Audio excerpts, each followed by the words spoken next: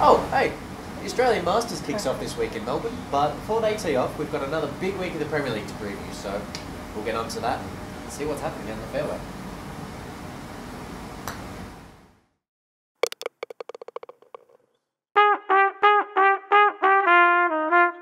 Big week of Premier League football coming up. First of all, Arsenal versus Tottenham, the North London derby, one of the Premier League's biggest fixtures. We've seen some huge matches over the past couple of years. Of course, there was that 4-4 back in 2009 that was just an immense game. Both sides coming into it with a bit of so-so form. Tottenham probably deservedly got beaten by Man City last week. Arsenal had a 3-3 draw with Fulham, which they could have won if not for a Mark Schwartz penalty save in the 90th minute. This one, I'm going to say another draw, probably 2-2.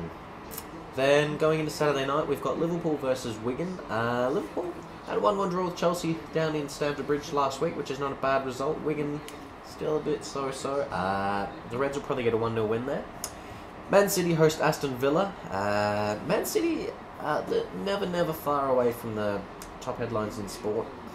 Carlos Tevez, the enigmatic striker, came out and said that Gary Neville is bad for the England setup and should spend more of his time as England coach watching the matches rather than being a TV pundit. But Tevez has probably forgotten to realise that if Gary Neville is a TV pundit, he's kind of watching the football matches as they unfold and maybe thinking about England at the same time. But that's for him. He gets paid all the money, not to me.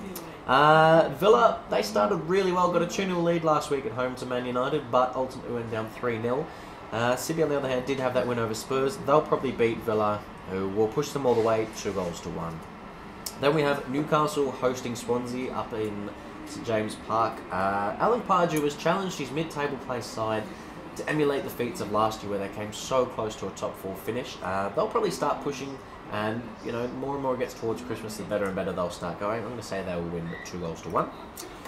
QPR then host Southampton. QPR is still yet to get a win, and it's probably not going to happen this week. I'm going to say another draw, 1-1. Then Reading host Everton. Everton played really well last week. Marwan Fellaini is just an absolute star for them at the moment. Fits in with their system so well. Scored one, provided another with an exquisite back heel last week. Reading is sitting in the relegation zone. They could be going back down this year. I'm going to say 3-1 to Everton. Then the last 2 AM Saturday night kick-off, we've got West Brom hosting Chelsea. Big week for Chelsea. John Terry came back last week, scored a goal with a header from a set piece. Lovely finish. And then did his knee. At first it was thought, gee, it's going to be an ACL, it could be months, but a couple of days later the Chelsea management came out and said, no, it'll be weeks out, not months, so it's only a minor bit of damage to that, which is good news for Chelsea fans. West Brom, on the other hand, beat Wigan last week. They are just flying this season, and the manager wants them to get a bit more swagger about their game, but I'm going to tip them to beat Chelsea 1-0. Big one there. Then, early Sunday morning, we have Norwich hosting Man United. Norwich are really struggling to get their season going.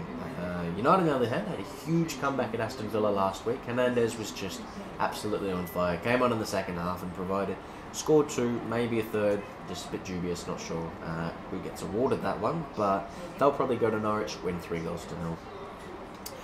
Then on Sunday morning, we have Fulham hosting Sunderland. Fulham were immense last week against Arsenal. That 3-3 draw, of course. Mark Schwartz sort of repeated his Uruguay feats, which I'm sure many of you will remember from 2005, with a huge penalty save in the 90th minute to get him that draw. Sunderland, still really not going anywhere this year. I reckon Fulham will win 2-0.